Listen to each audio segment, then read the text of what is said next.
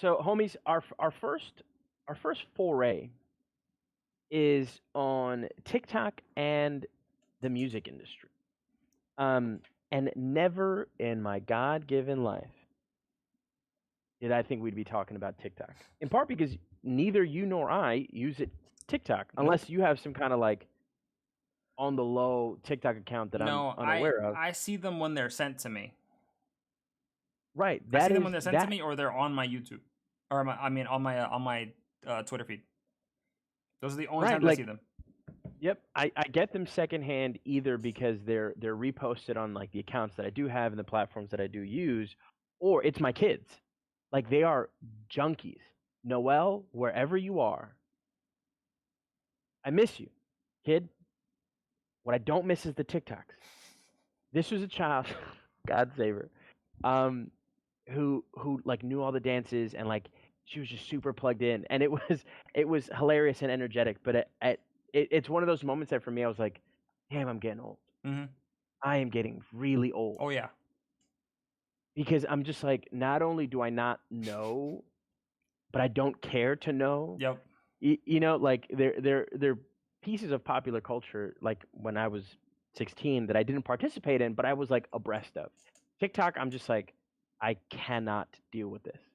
Now we came to this, friends, because um thanks, Lily. You should tell her to log on and listen in. I'm sure that her insights will. Oh my God, we sent at least That 20 a is day. that is a lot. Lily and Noel called me up a couple of days ago, and just it was. I'll put it to you like this: the things they said were so bonkers. I won't say them in the show. Fair enough. Um, but it it was it was quite the moment with two kids that are really quite stellar. But so Finn McKenty is a YouTuber that I really love. I don't know how much you keep up with Punk Rock MBA, Mothman, but I love that show, I'm subscribed to it now. I follow. and yeah, and I think Finn's stuff is just so good, so good. And for folks who are listening, Finn McKenty is like Mothman and I, like an aging alt rock guy who came up. He's a little older than we are, and came up on metal and punk and hardcore, um, and has since like post being, well, not a scene kid. He's like he was too old to be a scene kid, but after sort of being in those music scenes, went into marketing and business and has kind of since looped around and become a content creator who speaks to the business and marketing side of the alt rock kind of umbrella of genres.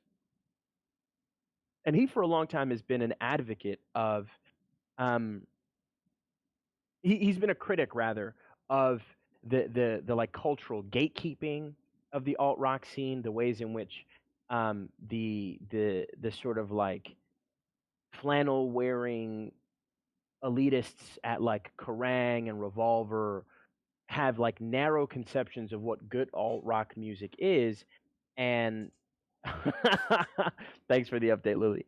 Um, and exclude folks who are on the fringes of this genre.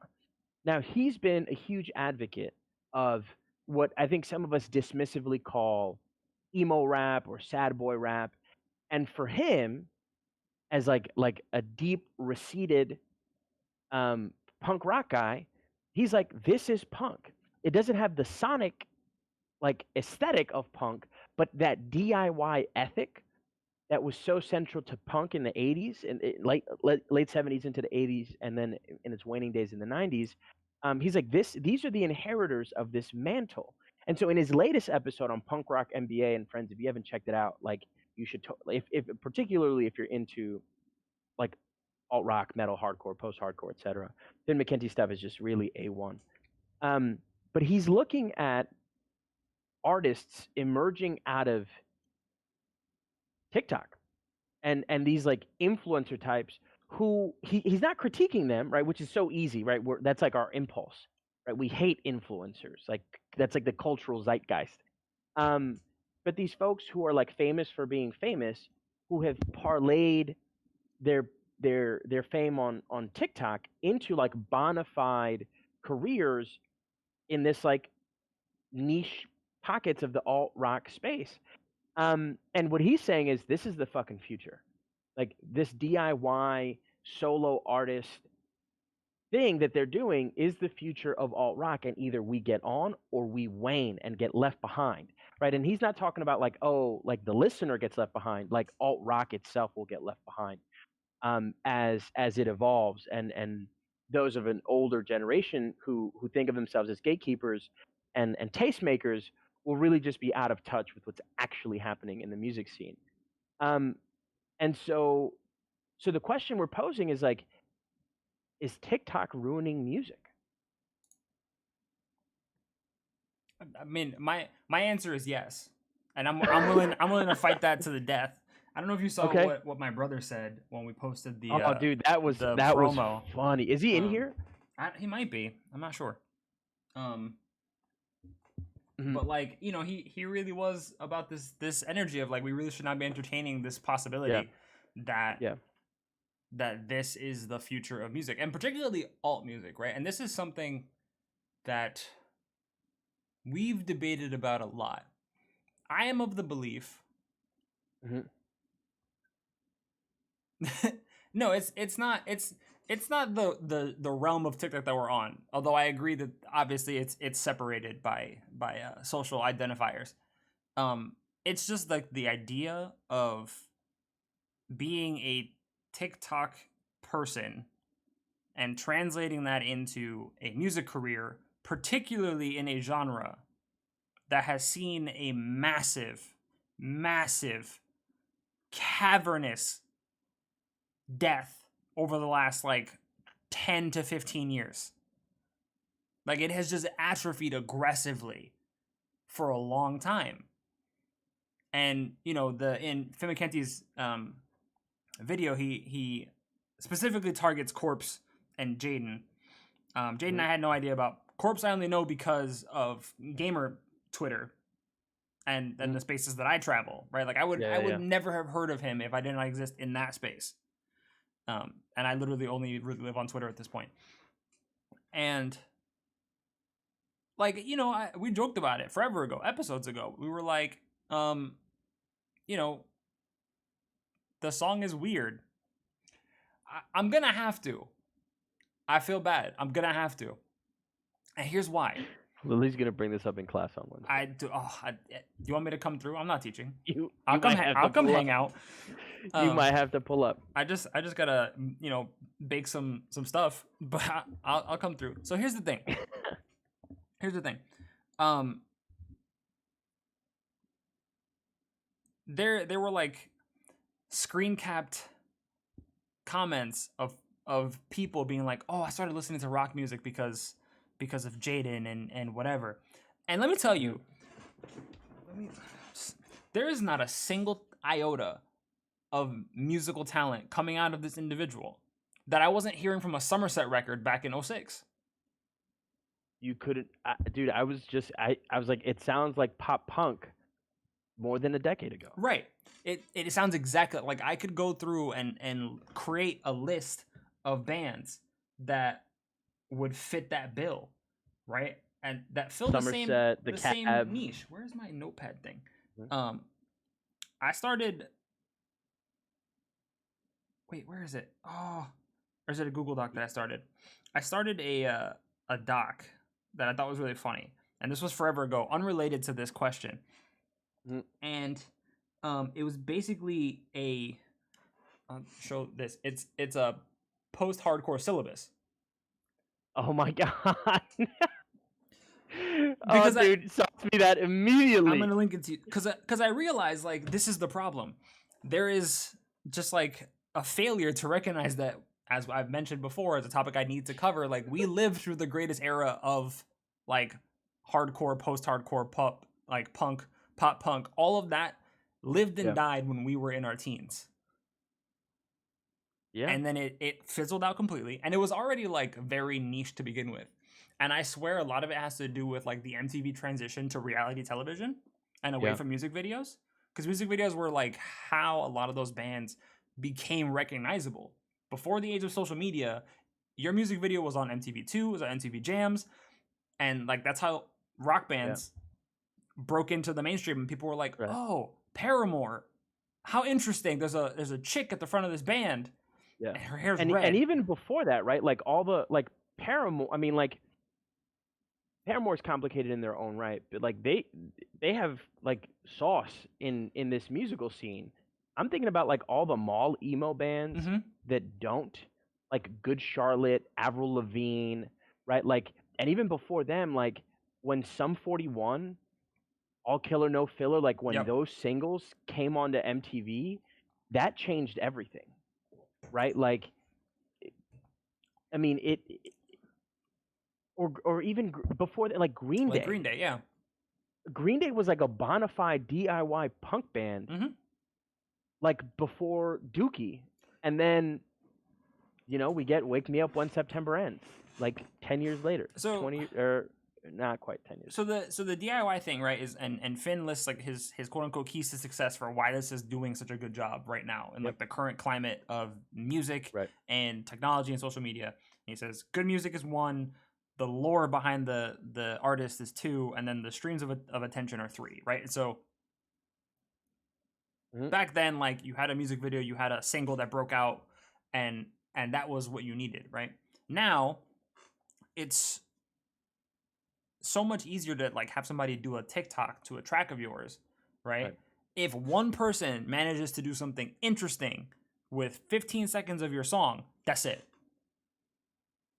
Like it's massive, and there's nothing that anybody can say or do to stop it, right? Like Mhm. Doja Cat "Say So" was already a good song, and she had to incorporate. She didn't have to, but she chose to incorporate the TikTok dance that got made for it into the official music video and all her live performances for it, because she's like, this Mhm. shit is fire, and this is how you make this music more recognizable. Right. Like Doja is actually, I think, a better example of how to go like DIY. She's not in the the rock lane. However, I will Mhm. caveat that statement in a moment. But like, do you remember how Doja started? Like, I don't know how much you know about Doja. You remember the song "Bitch I'm a Cow"? No. No. Oh my No. god. I have to sauce you it. But there was this Bitch, meme I'm a track. cow. There was this meme track that Okay. Doja did before anybody knew who she was, and she put on like a little cow bikini top and some like cow print and like cow print pants, and she did a song called "Bitch I'm a Cow," and the chorus was just her mooing, like to the rhythm, and people were like, "This is a joke. This is hilarious. This girl thinks Wow. that she's like a serious artist." And then she put out more music, and we realized, oh, she could sing. Oh, she can rap. Oh, she can rap sing. And then her album came out, Hot Pink, and that shit is fire. And I'll fight anybody who doesn't think that it is. And I'm sitting here remembering, like, wow, she was really a joke. I remember watching like a now this video on like her being a meme. And she performed at the EMAs the other day, and she did a rock reimagining of "Say So," and it was absolutely genius. Hmm. It was so well done, and I was like, yo, she should just do this. It was like Yeah. Evanescence meets Flyleaf, but better, because it was like contemporary. Evanescence meets Fly. It was Those are like two things that I think are bad. Amy Lee's clean vocals, which are like absurd, Ethereal and good. and Yes. then Flyleaf's heavy, grungy, like guitar riffs, and then you pair a little bit of hip hop sprinkled in, like neatly, elegantly, Mhm. tastefully. Super Yeah. well done. I'm gonna link you the performance just so you can see, because it's so vastly different from the Yeah. original Sauce that to track me, that I'm or like drop it in the chat. that I don't know that everybody it's in stream has crazy. seen it. Um,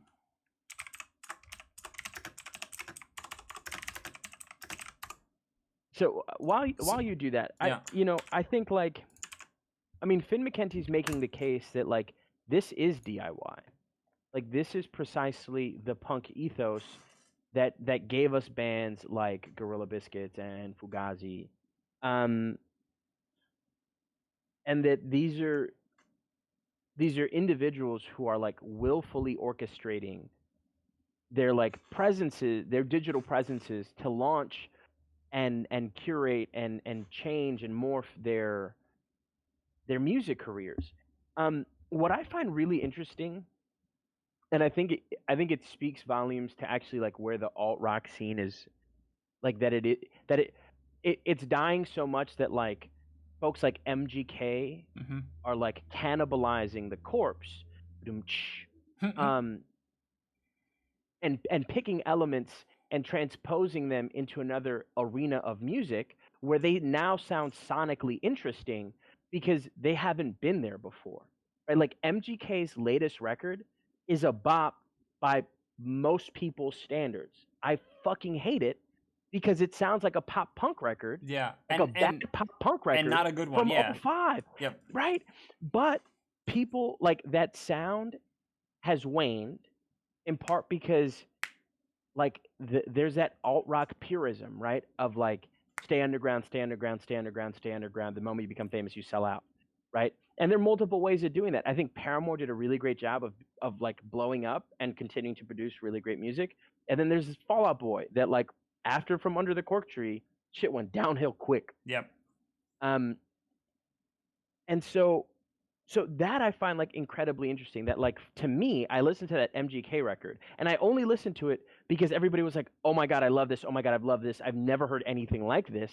And I'm like, I've heard way too many records like this. But so and I hear so there's two things there that I think are really interesting. One, I Mhm. think that there's been, like you mentioned, enough of a lapse of time that no one remembers when this was the sound, except for us, really, Right? which sounds like You were gatekeeping there when it happened. because we sound like the gatekeepers because we were like Yeah. we Right. were there when this was what music sounded like. Yeah. At least like if you were trolling Hot Topic and the right sectors of MySpace, then you knew what this sounded like. And so Yeah. the MySpace ties me into the other thing where I just don't think the materials, the outlets, the platforms, they didn't have the same affordances back then that they do now. Like this DIY flavor was happening on MySpace. It just wasn't nearly as potent as it is now. They're like I think Yeah. of Right. and maybe I'm wrong in remembering this, but I'm pretty sure like the Medic Droid was a MySpace phenomenon that then became like a real thing. Like I don't think For Sure was a song that people knew until MySpace and they were like, "Oh, this is kind of dope." Like in the like Hold up. Did you see Lily's yeah, message in yeah, chat? yeah. If you think it's oh, God, Isn't MySpace that old message thing? if you think Oh that's the my old god, message dude. thing, you I should feel so old. go look up the website Mi Gente. Mi gente, Skonex. Skonex. Oh Oh my my god. I god. had a sidekick back then when Skonex was Dude, the vibe. they don't know what that They is. don't even make those anymore. They literally don't know what that is. But what I'm saying is Oh like my god. MySpace just wasn't capable of doing for bands what TikTok and Twitter and the Gram can do now. Yeah. But I think that Finn was right in saying he was right and wrong in saying that Mm. the tools now are a sidekick was like a flip phone on crack. Literally like it was a little brick tablet. Like the phone was always sideways and you flick the screen and it would spin up. It was like the coolest shit It in was one of the first like phones with a QWERTY 2004. keyboard. Yeah. You could like Yeah. type on a full keyboard. Very very old school tech. I'm also realizing that I don't have a single student who's probably ever had to endure T9. No, never. Because that's archaic technology. Where was I? So the solo artist thing, right? Like Yeah. that social media in particular is like really big about like branding and it's all about having that singular focus that Yeah. makes the artist more interesting, right? And it's true, like there just aren't a lot of bands that are good. In fact, like even the pop boy bands and things tend to Mhm. stop functioning in American Yeah. like musical culture because people like gravitate towards one or the other and it becomes a whole feud and a problem and then the group just doesn't survive. Somebody Beyonce's, Right. yep, and then yeah. But we had that back in the day. And again, I just don't think that the affordances were there. Like I wrote a list. Johnny Craig, Sonny, right? Craig Owens, Kellen Quinn, Vic Fuentes, Anthony Green, Haley Williams. Like there are front people that So hold on. that, So like- run through that list from the top again, because I think there are differences. So Johnny. So here's the thing though. John I think Johnny Craig's a bad example because and this is where I disagree with Finn because Finn's making the case One that the Direction's band's a good dead. example, Lily. That's correct. Yeah, right. One Direction's a perfect example. But so Finn's making the case that the band is dead, right? Like, and not just that the band is dead, but like that the show is dead, right? He's made that argument in other videos where he argues like, look, in a band, you split meager profits more ways, Hmm. and that doesn't even account for like record executives and all those other costs, and then like people who you tour with. Um, so like the economics, he argues, of music production don't tend to the band.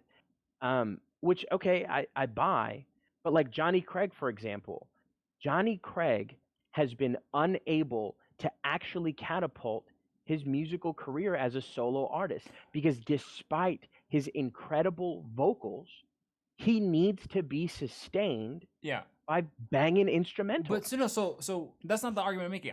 I'm making the argument that like that the band, because he points this about like Ronnie Radke, like that your band needs Fucking a scumbag. person of interest for it to have even the remote possibility Yep. of Yep. fame and relevance. Right. And I look at this list of front people or like notable people in these bands, and I'm like, but they had drama, they had intrigue. It was just a Yeah. different time period without the same outlets, right? Sure. Like Johnny Craig alone, you could do an entire ethnography of the bullshit that is his career. And So if he had there was a managed to stay YouTuber. in one band, and they had started, if he managed to stay in one band and they had started 3 years ago or 2 years ago, I think they'd be huge right now. Have you ever heard? I'm gonna find it somewhere in the deep recesses of the interweb. Are tracks from Johnny Craig's high school band. I have never heard these. It's that DGD sound from DTBM1 Mm-hmm. 4 years prior. It gives you chills because you really it's in that moment where you listen to Johnny Craig's songwriting and composing like years before that like swancore sound. Yep. That to Johnny Craig's credit, Swancore exists in part because of Johnny Craig, For right? sure. Like if the symbiosis between Johnny Craig's like gospel vocals and the Weedly Weedly gene, as Finn McKenty says, um, from Will, like that symbiosis gives us what we call Swancore now. But it's like it gives you chills because you're like, holy shit, he's actually a fucking genius. His like, yeah, I'll find the music and send it to you. It's crazy. That's I mean, but that's what I'm saying, right? Like the talent's there. At least we know the talent's there. But like I'm thinking Mm. because DGD I don't think would ever be mainstream in any capacity. I don't think it's possible for a DGD. I don't think a fully mainstream audience could ever buy into it. And I think of it for like what? I disagree. I disagree that like it to say that like within the context, like DGD is probably the most famous alt rock band right now.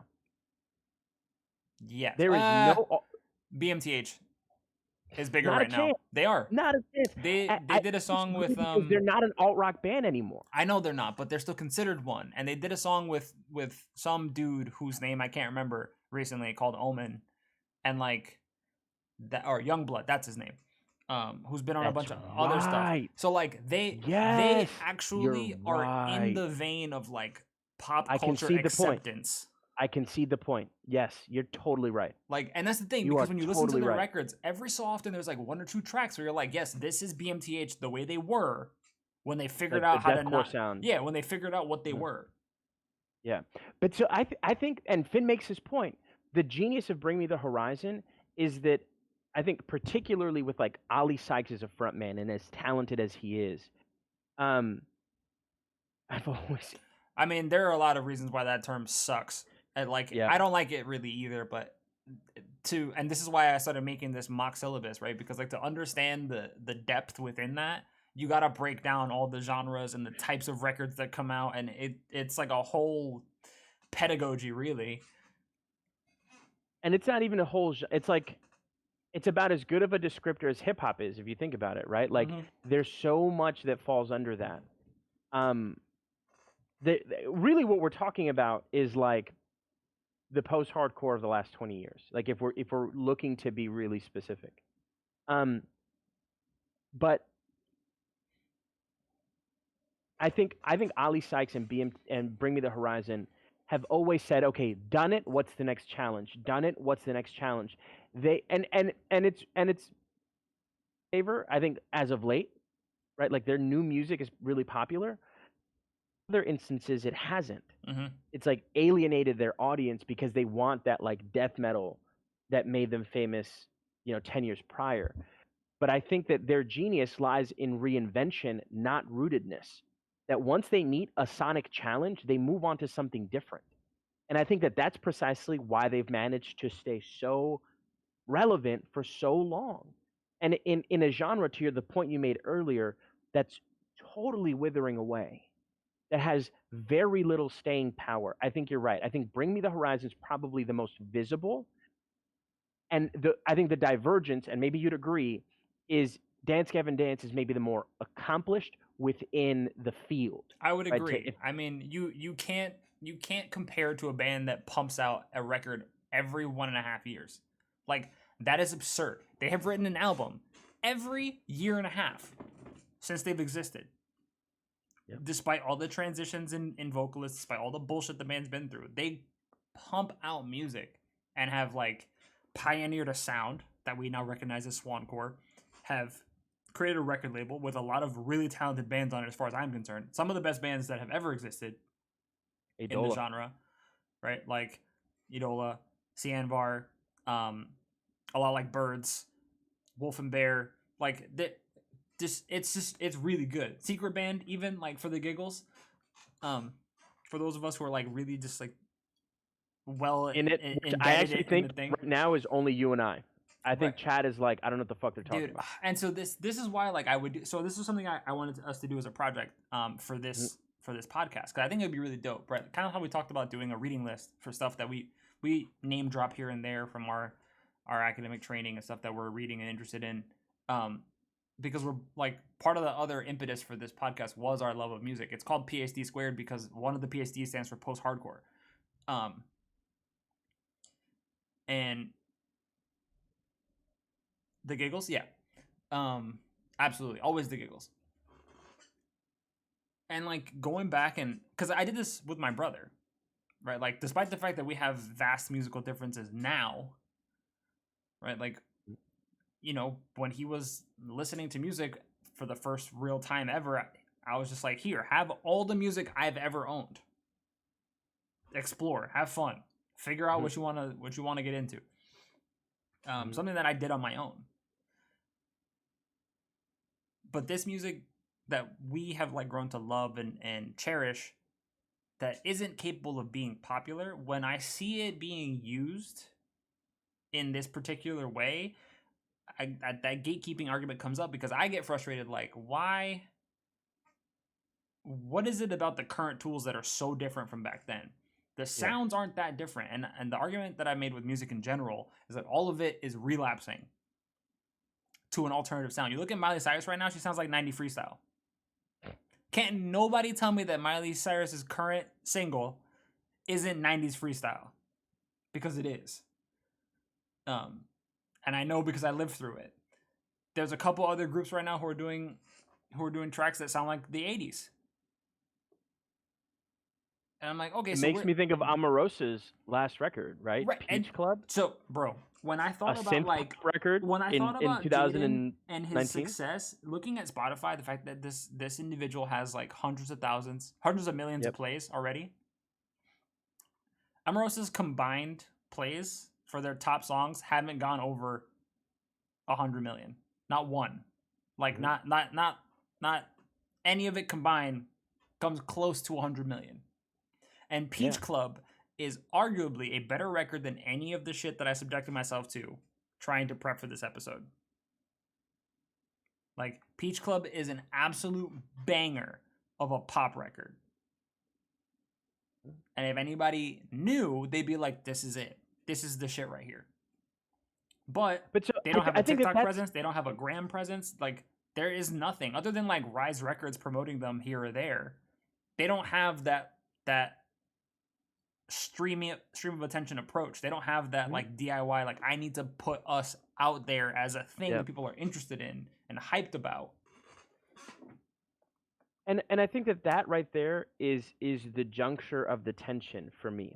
As I try and like remove my own subjectivity, which we know is impossible. Give me a second. Lily, you're right. I said this in the car to my spouse. Her audience has never heard 90s freestyle. So to them, it's super novel.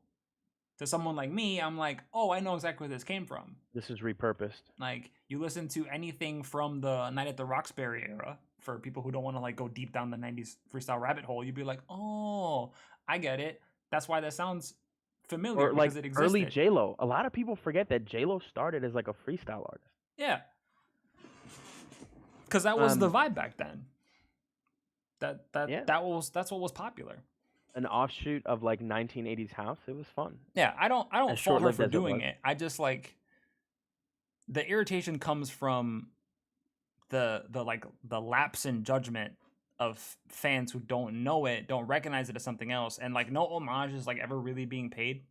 Like I know that right now her like Miley's thing is she's paying homage to Joan Jett, but I'm like Joan Jett never did 90s freestyle, so it's a little weird.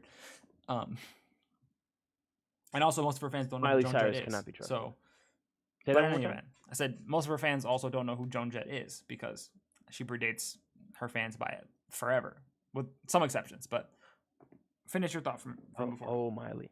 No, what I was saying is that I think that therein lies the crux of the tension.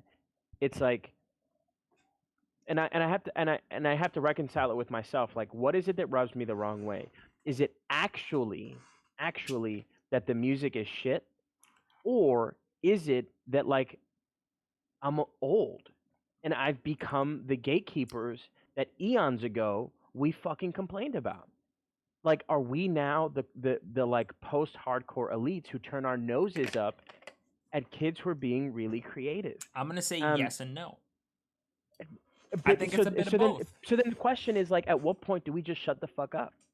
You know Um, what I'm saying? Like at what point do we just say, you know what, the kids got it. We will continue to listen to music that's now 20 years old, and we'll die like that, and we'll let this run to the nth degree. here's why I say no. I think you're right. I think we are the old fogies, the gatekeepers, the complainers. I think we've reached that point. I mean, you and I collect vinyl. Like it's just it is what it is, right? And I'm like specifically targeting the best albums from my youth, right? I'm trying to like hoard those like they're Horcruxes. It's, like I'm Mhm. a dragon in a cave.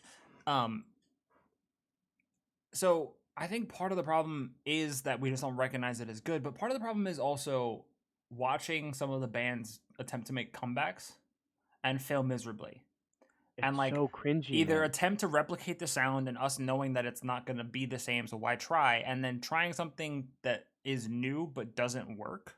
Right? Like I think of Alexis on Fire and Season of the Flood. It's not good. And it sucks because they are a staple of the history of the genre. Like Yeah. they put out probably what, four like consistently good records and then fell off the Yeah. map and then tried to come back and it wasn't good. It wasn't good. Architects is now going in a weird way. Like, um, who else came back recently? I just saw a remix of a Buried Tomorrow track, and I was like, well, this can't be good. Like, I don't think I want this. Sleeping with Mhm. Sirens, you know how I feel about them. I feel like they fell off a long Like time ago, 3 records ago, yeah. right? And I think that's where the problem comes because we're seeing new artists do something classic in a slightly variated way that's working, and then watching older artists that aren't actually old. They just like got pseudo famous in a time when this wasn't a thing. Try to come back and fail miserably. So we're like hoping for music from these artists that we know can be good Mhm. and watching them Yeah. fail and then struggling to appreciate the Yeah. new stuff. But I don't think all the new stuff's good. Like, Well, you because know I what think I like it what I suffers also often wonder? lyrically, which is my biggest problem. Like lyrically, a lot of this music Yeah, is poor absolute songwriting gets trash. me. Sure, I get that. I wonder if part of it is like, right, you elucidated it, right? We collect vinyl, right? We look for like and collecting vinyl is actually like an exercise in failure, right? Because every time you play that record, you've literally atrophied the quality of that that LP or that EP or whatever it is that you're playing. And right, like it gets back to this old argument, right? Like the single killed the record, right? Like we don't care about records anymore. And I wonder if part of it is that part of what these folks who are catapulting themselves on TikTok have come to recognize is that the bands don't matter, the instruments don't matter, the honestly the production quality doesn't matter. Like the amount of like super lo-fi shit that's Mm-hmm. suddenly really popular. But like in terms of production, like it's in some cases like intentionally underproduced. Oh, for Um, sure. I I think what they're tapping into, I don't think it's even like the platform. I think they're tapping into something like that exceeds beyond that, and it's virulence. That music is now in the era of neoliberalism, right? Where everything is marketized, where everything um, is meant to like amass momentum, but dissipates quickly. Music is effervescence, right? That music is reducible to the 15 seconds that you can use in a TikTok or however long it is. But isn't that And like a I think tragedy? that's perhaps right, perhaps. But maybe what these kids are realizing is I can take a fucking GoPro or a Canon, film a 3 minute video, and it doesn't need to have longevity at all. I just need it to circulate widely enough for it to be infectious. And if it dissipates, it dissipates, but I've made my money. Um, and I That think that that I think is my problem with it. and I think that and Finn's argument though is that that's actually the genius. Is that these kids are making money and advancing themselves and staying in the public eye in a way that like I guarantee you that odds are you and I, and I could be wrong, but you and I in chat are probably the only people who know who Seosin is or who know the cultural significance of translating the name. And when our kids start buying music or listening to music, will they know? Will they care? Will it matter? Oh, my And my, my kids are gonna listen to Seosin self-titled in the womb on repeat until it's the only soundtrack that they know. go bring Lo into the room and then say that one more time. I listen. While Uh-huh. she's sleeping, We'll she's gonna just put leave. the little headphones on. Just gonna pop those bad boys on there. And so I think that they've tapped in. They've recognized that it's actually not at all about the platform. That it's about consumption. I think they've peeled away the TikTok of it is the veneer. I think they've tapped into something that's deeper than TikTok and exceeds the boundaries of TikTok itself. Which is, I think it's interesting because it seems like this is just the next phase of the industry. I think that probably like the 70s and the 80s, it was really about just the monster live performance, right? Like you think about the greatest artists of that time period, and it was like if your live show wasn't absolutely off the walls, batshit crazy, you had no staying power, Yeah, right? right. Those Like, glam rock bands yeah. from arena rock bands from the '80s. Yeah, And then some of which were really great. in I the gotta say. 90s, it was like you have to have the world's greatest music video. It has to be watchable on repeat until Mhm. people's eyes bleed. Yeah. And then I don't know what happened in the 2000s. I can't actually think of what the thing in the 2000s was. Although I would actually argue that there were a lot of really good singles in the 2000s. There were a lot of good like songs that to this day when you hear them you're just like, "Oh shit." Right? Like something in you Mhm. triggers and you immediately go back to the moment when you first heard it. Or, you know, whenever it you listen to it in the most important context. And forever until the day that you die, you will recognize that song for what it is. And then now we've gotten to a point where the snippets of a track are doing their job and it's really all that matters, right? Like you just need the one good hook, the one good bass line, whatever it is that is going to be profitable. And like I said, I think that's where I take issue with it because you know, one of the mock sections of the syllabus is like concept albums because they're hard to do. no And matter they who you largely don't are. exist anymore. And they don't exist. They're really hard to do, and for the most part, you don't see them. And you don't really see them, I think, outside of like the post-hardcore genre either. Like not many. Um, there are some, and I'm struggling to name any off the top of my head.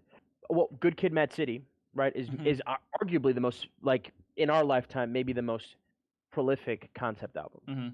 right? Like in terms of, like, this is a record with a singular narrative coherence. Um, I which think probably Beyonce has done it a couple Lemonade, times. yeah, Um, but they're rare, right? But then you think of sure. like Coheed's discography. Um, It's you think of all of it's like a concept like discography. Tides of Man, Empire Theory.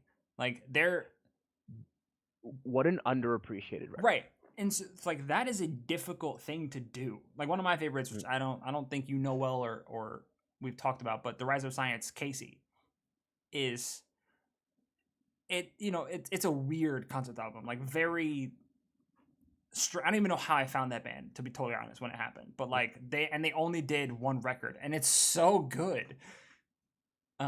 It like tells the story of a teenager and his friend who like he's going through like parent separation to find out that his mom is sleeping with the principal, and Oh, he burns down the principal's house. Um, and it's like it starts off with him talking about like what are you gonna do after high school, and he's like I don't know, and then it escalates to like he's in jail making like his only phone call to the one friend he had in high school of like I burned down the principal's house, and I'm like this is nuts.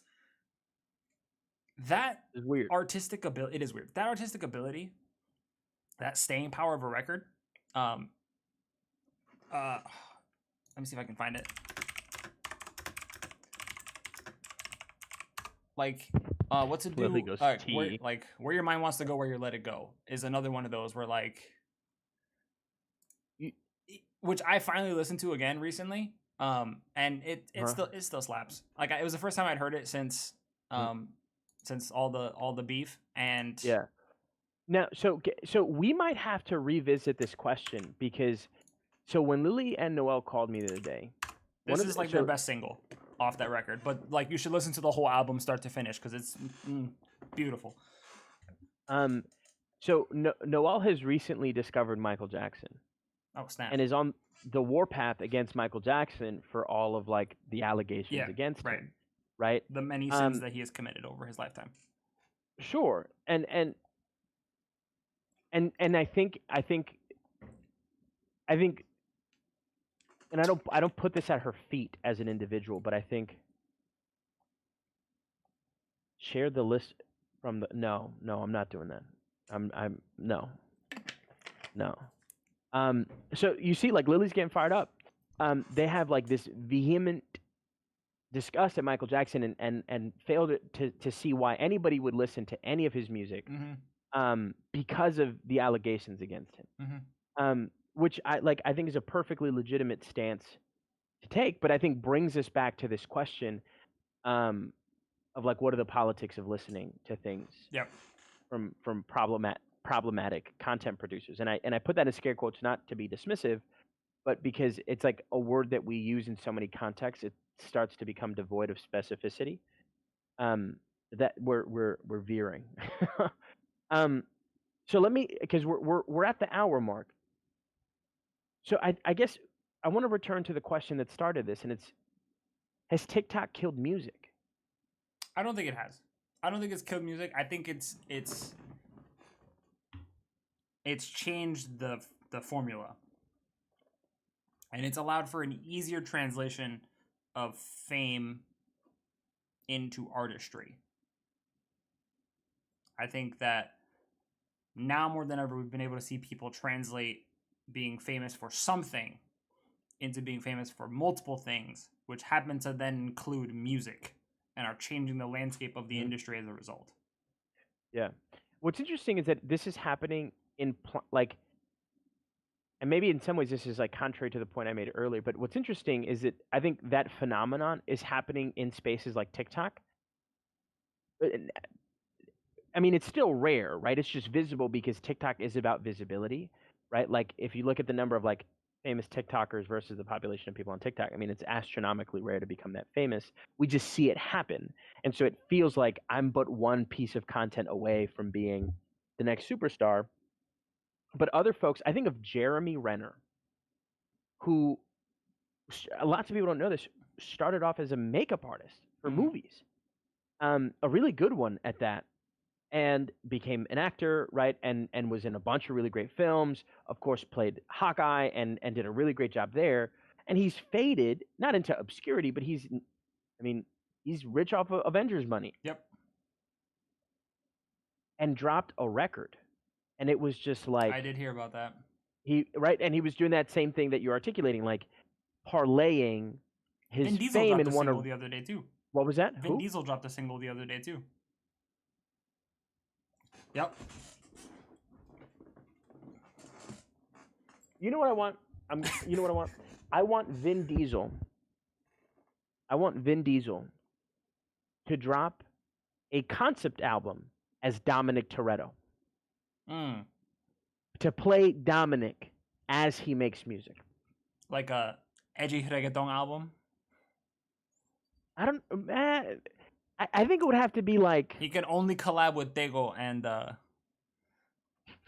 Ludacris and Luda, yeah. Maybe, but I could get behind that. But so to close the loop here, Jeremy Renner tried to do that, right? He parlays fame in one arena.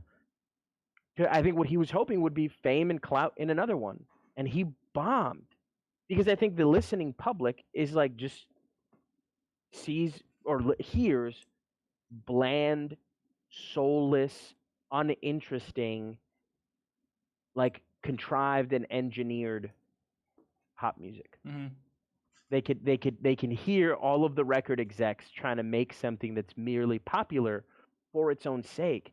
And I think that what I can't quite get at is that I think these artists on TikTok who are catapulting themselves on TikTok are doing the same thing. They are looking to produce things that are virulent, and that the virulence has value in and of itself. That the songs are in some ways totally irrelevant. That like the content is totally irrelevant. It's the virulent. It's transmittability that really matters and is generative. And like folks like Corpse, right? What's that song? Like E-Girls Ruin My Life or whatever the fuck it is. The song's a meme, right? Like that's all it is. But it's catchy and it's infectious. And even if you hate it, you listen to it a couple times. Right? Whereas Jeremy Renner's stuff is totally forgettable. Right. And totally inconsequential. Corpse's content plays up on an up and coming like arena of intrigue, right? Like e-girls and e-boys in the entire arena of that are growing in popularity and like prominence in the public eye. You hate me, but yeah, let's not sing the whole song. Oh Jesus Christ! Right, but like people didn't know anything about that stuff 2 years ago. Now that it's in the public eye, you make a track about it that's catchy, and your entire existence is predicated on social media. All of a sudden, it's like you're feeding into exactly what the public is interested in, rather than making a hyper-produced track that no one is really looking for or cares about or is going to be interested in because you wanted to, as you mentioned, parlay fame into something else. I have not heard it, and I don't anticipate listening to it. I'm going to bear myself deep in a hole of like 06 jams to recover from this, from the prep that I did for this episode. Mothman. She's right though. It's a banger. It's good. It's good. I get it. And it is what it is. There's nothing I can do about it. I listened to E-Girls Ruin My Life a hot few times when I first like came across it on the internet. And I was like, yeah, this is fun. This is fun. When you sent it to me like 4 weeks ago, I was ready to shard my phone. Right. That's true. Not like that Belle Delphine song that she did. Well, she got banned from YouTube. I don't know if you saw the link I sent you. I did see that tweet that you sent me. Which is interesting. But a conversation for another time.